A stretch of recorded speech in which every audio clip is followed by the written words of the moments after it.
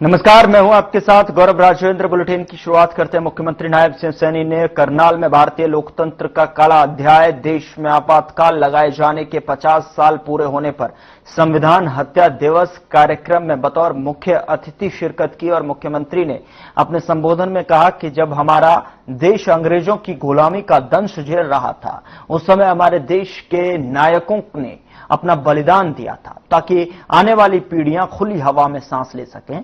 लेकिन उस समय किसी को यह नहीं पता था कि देश एक ऐसा दौर भी देखेगा जब पवित्र संविधान की हत्या की जाएगी। साथ ही मुख्यमंत्री ने कहा कि कांग्रेस ने कभी संविधान का सम्मान नहीं किया और उनके नेता लोकतंत्र के मंदिर संसद में खड़े होकर बिल को फाड़कर संविधान का अपमान करते हैं। संविधान की रक्षा की बात करने वाली की पीढ़ियों ने भी कभी संविधान का सम्मान नहीं किया।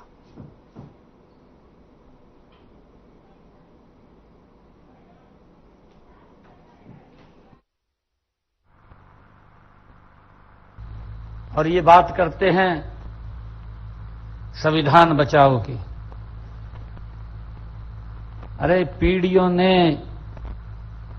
इस संविधान की सुरक्षा नहीं की है जो लोग संविधान की बुक उठा करके घूम रहे हैं, उनकी पीढ़ियों ने नहीं की है।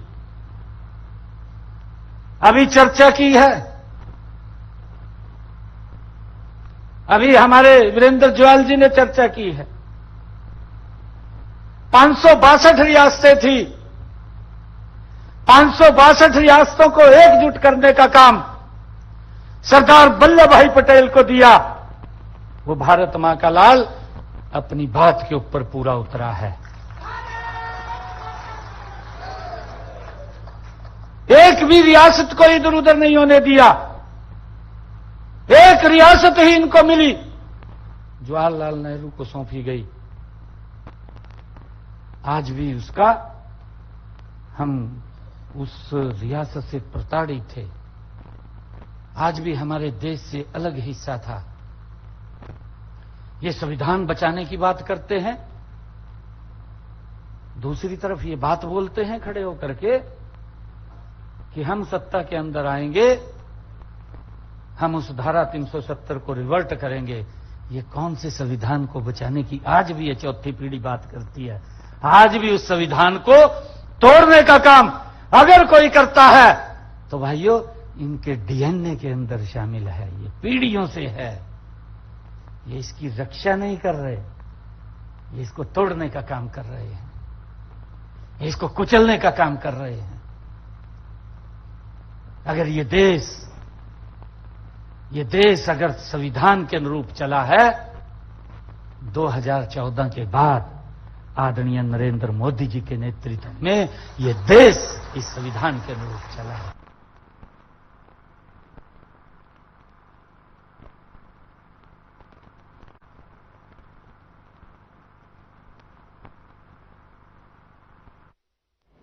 उधर मुख्यमंत्री नायब सिंह सैनी ने बुधवार को करनाल में संविधान हत्या दिवस पर आयोजित प्रेस कॉन्फ्रेंस को संबोधित करते हुए कहा कि वे आज उन सभी वीरों को नमन करते हैं जिन्होंने उस समय तानाशाही के खिलाफ आवाज उठाई, जेल गए, यातनाएं सही, लेकिन झुके नहीं।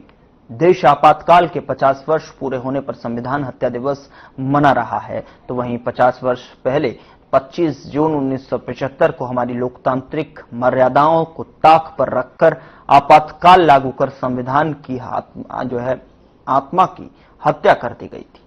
इसके लिए आंतरिक संकट का हवाला दिया गया, जो दरअसल सत्ता में बने रहने की निजी महत्वाकांक्षा थी।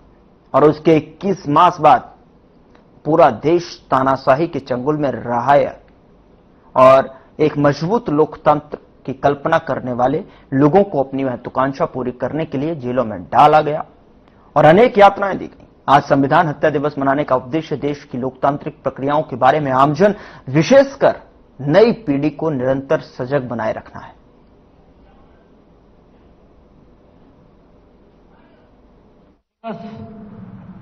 हमें यह भी याद दिलाता है कि सत्ता का अहंकार और परिवारवाद लोकतंत्र के लिए सबसे बड़ा खतरा है।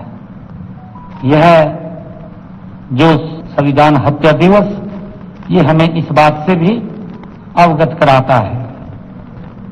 वह केवल संवैधानिक संकट ही नहीं था, देश का हर नागरिक जानता है।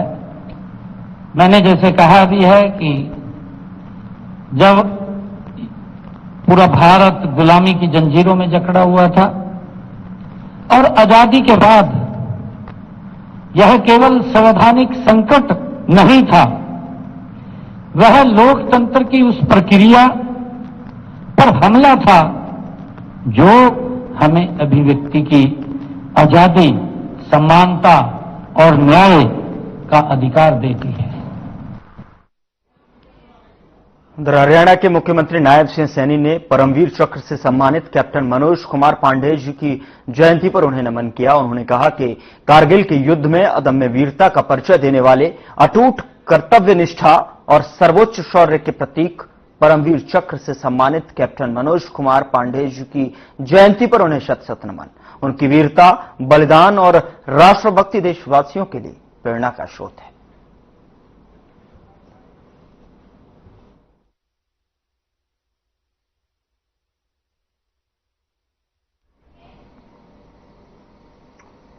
मुख्यमंत्री नायब सिंह सैनी ने कहा कि हरियाणा के हर जिला मुख्यालय के एक सरकारी अस्पताल में हर प्रकार की बीमारी का निःशुल्क इलाज किया जाएगा। इस प्रदेश में जिला मुख्यालय के सरकारी अस्पताल में निःशुल्क इलाज करने की योजना 15 अगस्त को शुरू हो जाएगी। इन अस्पतालों को तमाम सुविधाओं से लैस किया जाएगा। इन राजकीय अस्पतालों में मरीजों को आयुष्मान योजना के तहत इलाज की सुविधा मिलेगी। इतना ही नहीं, इन जिला मुख्यालय के सरकारी अस्पतालों में एक कमेटी का भी गठन होगा। यह कमेटी ही मरीज को पीजीआई या अन्य उच्च स्तरीय अस्पताल के लिए रेफर करेगी।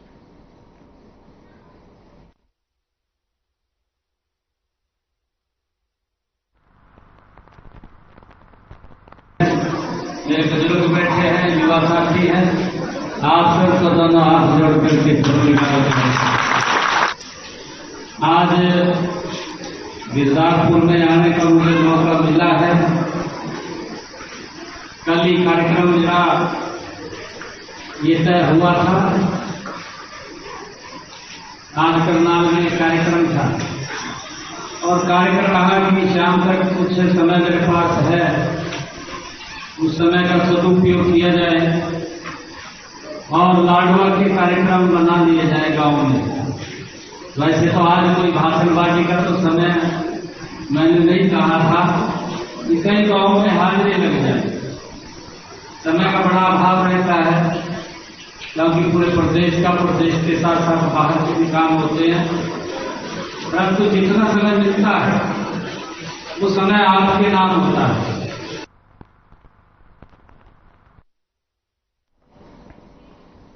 आपातकाल की 50वीं बरसी पर प्रदेश अध्यक्ष मोहनलाल बड़ोली ने प्रेस वार्ता को संबोधित किया और इस दौरान उन्होंने क्या कुछ कहा, आइए सुनाते हैं।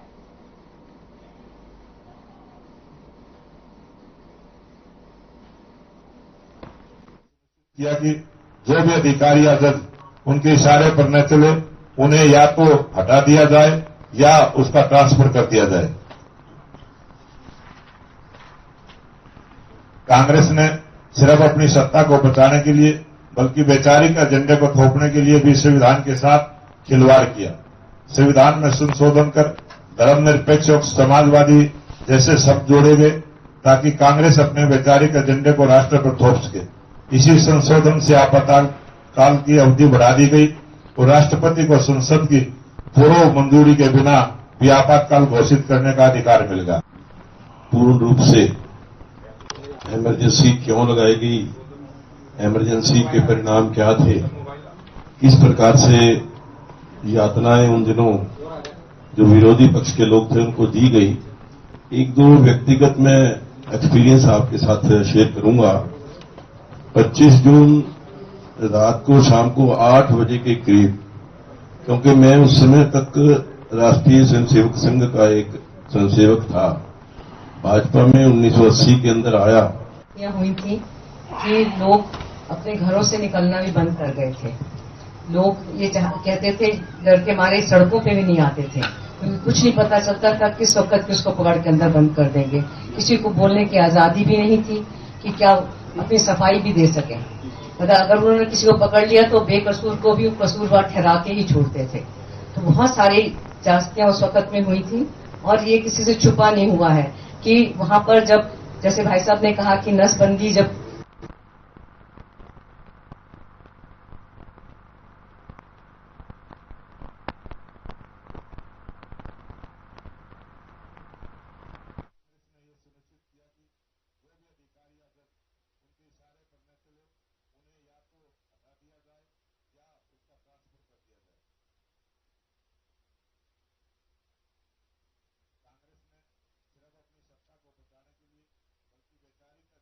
हरियाणा विधानसभा अध्यक्ष हरविंद्र कल्याण ने बुधवार को नई दिल्ली में लोकसभा अध्यक्ष ओम बिरला के साथ बैठक की और इस दौरान दोनों नेताओं के बीच गुरुग्राम में होने वाले शहरी स्थानीय निकायों में राष्ट्रीय सम्मेलन के सफल आयोजन को लेकर चर्चा हुई। हरियाणा विधानसभा अध्यक्ष ने कई विषयों में लोकसभा अध्यक्ष से मार्गदर्शन प्राप्त किया। शहरी स्थानीय निकायों के राष्ट्रीय सम्मेलन का आयोजन आगामी 3 और 4 जुलाई को गुरुग्राम में किया जाएगा। इस महत्वपूर्ण राष्ट्रीय आयोजन की मेजबानी हरियाणा विधानसभा करेगी। इस अवसर पर हरविंद्र कल्याण ने कहा कि इस सम्मेलन में देश भर से शहरी स्थानीय निकायों से जुड़े जनप्रतिनिधि, विशेषज्ञ और नीति निर्माता भाग लेंगे।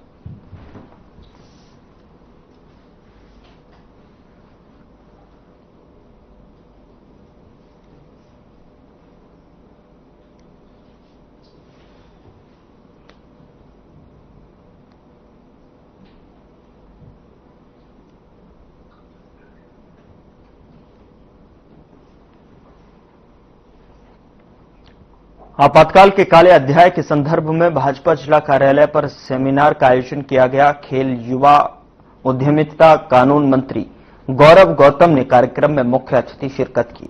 इस दौरान खेल राज्य मंत्री गौरव गौतम ने कहा कि कांग्रेस ने किताबी बता दें कि कितनी बार बाबा साहेब अंबेडकर के बनाए संविधान को कुचलने का काम किया है, कितनी ही बार देश में चुनी सरकारों को गिराया है और धारा 352 का दुरुपयोग कर राष्ट्रपति शासन इस देश में लगाया था। इसे सभी भली बात जानते हैं। अब ये कुर्सी से कोसों दूर रहेंगे। साथ ही कहा कि हम युवाओं को एक मंच पर लाना चाहते हैं। हम चाहते हैं कि छात्रों की बातों को सुनकर उनके साथ मिलकर कोई फैसला लिया जा सके, लेकिन कुछ लोग इस मुद्दे पर राजनीति करना चाहते हैं। यह कोई राजनीतिक का अड्डा नहीं है।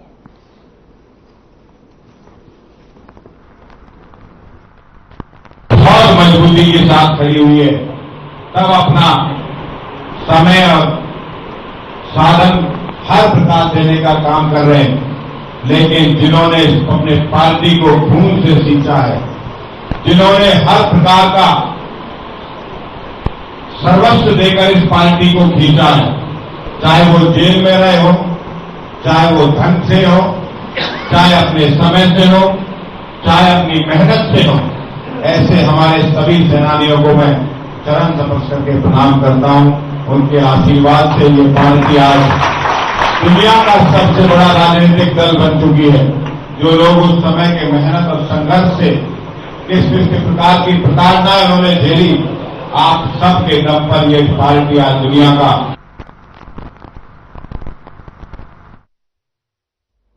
होडल में जिला पुलिस अधीक्षक वरुण कुमार के निर्देश पर पुलिस लगातार नशे के खिलाफ अभियान चलाकर कार्रवाई कर रही है और नशे के प्रति लोगों को जागरूक भी कर रही है।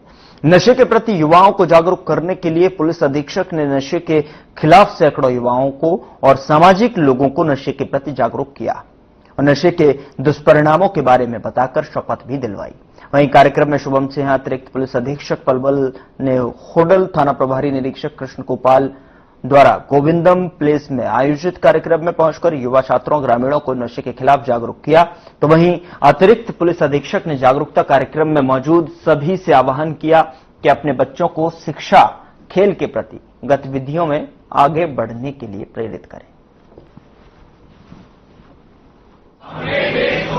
नशा मुक्त करने के 5 गांव में गई है, उसे हमने नशा मुक्त कराया। तो इसमें आप लोगों से मैं कॉर्पोरेशन की उम्मीद करूंगा कि जब भी हमारी टीम जाती है गांव में, तो आप लोग पूरा समर्थन करें। आपकी पहचान बिल्कुल गोपनीय रहेगी। आपके घर में कोई है, आपके रिश्तेदारी में कोई है जो नशा कर रहा है, तो आप उसका नाम लिखवाएं, उसका इलाज कराएंगे, हम उसे अंदर नहीं लेंगे उठा के।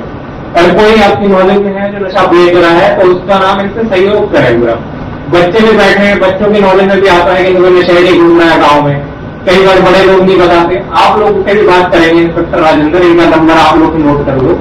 आपकी नॉलेज में आता है, आपको दिखता है कि कोई नशेड़ी टाइप का आदमी घूम रहा है, तो आप इन्हें बताओ, ये उसकी मदद करेंगे, उसका इलाज कराएंगे। अपने देश को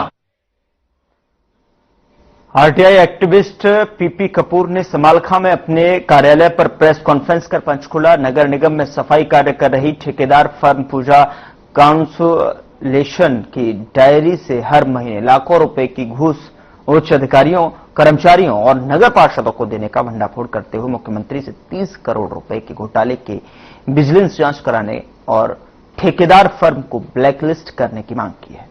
आरोप लगाया कि वर्षों से जारी घूसखोरी के इस खेल में तत्कालीन ज्वाइंट कमिश्नर का पीए, डीएमसी निगम कर्मचारी और 4 नगर पार्षद शामिल हैं।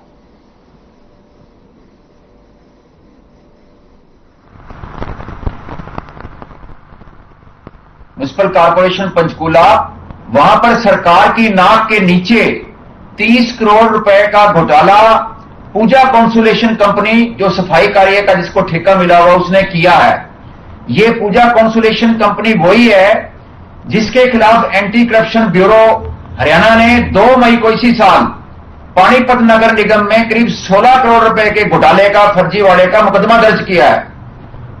वहां पर हमारे हाथ में पूजा कॉन्सुलेशन के जो प्रोजेक्ट इंचार्ज हैं नगर निगम पंचकूला के तहत तरुण खटाना, उनकी एक डायरी के कुछ पन्ने हमारे हाथ में लगे हैं जिसमें नगर निगम म्युनिसिपल कॉर्पोरेशन पंचकूला के ज्वाइंट कमिश्नर से लेके नीचे जो चीफ अकाउंट ऑफिसर है, चीफ सैनिटरी इंस्पेक्टर हैं और वहां के जो 4 म्युनिसिपल काउंसिलर हैं, उस डायरी के अंदर उनके नाम दर्ज हैं जिसके अंदर जो है लिखा हुआ है कि इनको कितनी कितनी पेंशन अपना ये रिश्वत जो है दी जा रही है।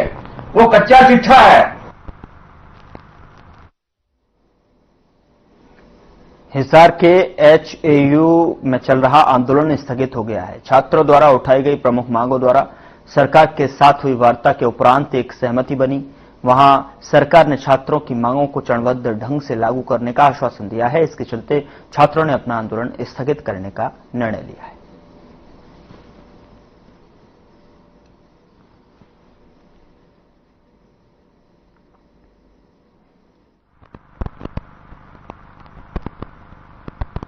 मैं हरियाणा कृषि विश्वविद्यालय का छात्र हूं। आज हमारी जैसे सरकार के साथ वार्ता हुई है उससे हमारे जो परिणाम आ रहे हैं, जो हम सोच रहे हैं, हम आपको बताना चाहेंगे। सरकार हमारी बातें मानने को तैयार है। उन्होंने हमें आश्वासन दिया है और यह आश्वासन हमें दमदार और वजनदार लगता है। हमें सरकार के मंत्रिमंडल श्री महिपाल ढांडा, श्री कृष्ण बेदी, श्री रणधीर पनियार, श्री रणवीर गंगवा, एसपी साहब, डीसी साहब, एसडीएम महोदय ने पुष्टि की है कि हमारे निम्नलिखित 8 की 8 मांगे मान ली जाएंगी। हमारी 8 मांगे हैं। सबसे पहले है जिसमें हम चाहते हैं वीसी साहब हमारे 6 महीने के लिए छुट्टी पे जाएं। दूसरा, एक रिटायर्ड जुडिशियल कमेटी बिठाई जाए जिसमें 3 मेंबर्स हों। जो हमारे साथ गलत हुआ है, जो इस प्रशासन ने हमारे साथ गलत किया है, उस पर कमेटी गठित हो जो इस चीज का परिणाम निकाल कर आए जो हमारे लिए फेवरेबल हो। खबर इंद्री से है, जहां पर प्री मानसून की बरसात में ही सड़कों के टूटने का सिलसिला जारी है। सड़क टूटने से काफी लोगों को परेशानी का सामना करना पड़ रहा है। ग्रामीणों ने कहा कि यह प्रशासन की लापरवाही है। पुलिया के निर्माण में मटेरियल सही ढंग से नहीं लगाया गया है। साथ ही ग्रामीणों का कहना है कि पुलियों और निकासी का प्रबंध सही ढंग से करें ताकि समस्याओं से जूझना न पड़े।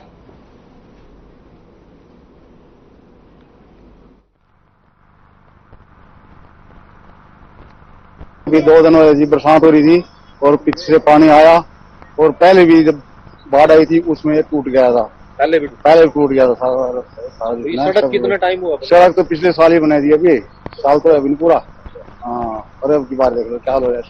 क्या लग रहा है कि इंतजाम सरकार के हैं, पूरे प्रशासन के? हालात तो बेकार ही हो रही है, आपके सामने है जो भी है। पहले तो यहाँ 4-5 दिन लोड किया और लोड की रेते की गाड़ियां ही चल रही थी। कुछ तो उसका प्रेशर बढ़ गया, कुछ ये पानी ना तोड़ दिया अपना। सड़क ही देख लो आप, 2 इंची माल गिर रहा। कहाँ से रुकेगी सड़क? सलाम नगर से और इंद्री तक तो बिल्कुल ही खत्म हो रही सड़क। मेरे ख्याल से 5 साल हो गए इसको ऐसी पड़ी। जिसमें कितने गांव जुड़ते हैं आपके? इसमें तो मेरे ख्याल से 15-20 गांव जुड़ा जी। इंद्री से सलाम नगर, ननेड़ा, कलसोड़ा, नबियाबाद, नगली, कमालपुर, बहुत मुस्सेबर, समसपुर। गाँव वालों को इतनी परेशानी नहीं रही ना। अगर कोई यहाँ से जाता था तो बच्चे जाते हैं स्कूल में, सब जाते हैं, तो बस चलती थी ना, उसका बहुत फायदा था। सड़क टूटने की वजह से वो बस भी बंद होगी। कारण क्या लग रहा है? कारण है सड़क खराब है, इस करके यहाँ सरकार ने बस तो टाली।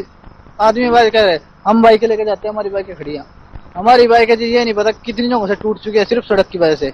एक तो सड़क नहीं बन के दे रही, दूसरा ये सड़क यहाँ से दूसरी बार टूट चुकी है। दूसरी अगर ये बनाई थी, अब की बार क्या करे, यहाँ पे मट्टी घेरी, मट्टी घेर के थोड़ा बहुत गटका घेर कर दोबारा सड़क तैयार कर दी। क्या तैयार कर दी? अभी पानी चला क्या? सिर्फ 2 दिन में हाल हो गया। अगर कोई बाढ़ आ जाए, अगर कोई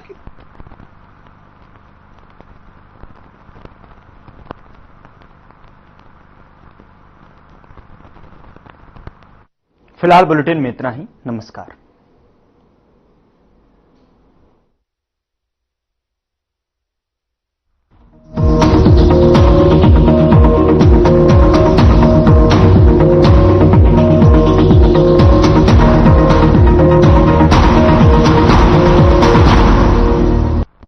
क्या रंग खिला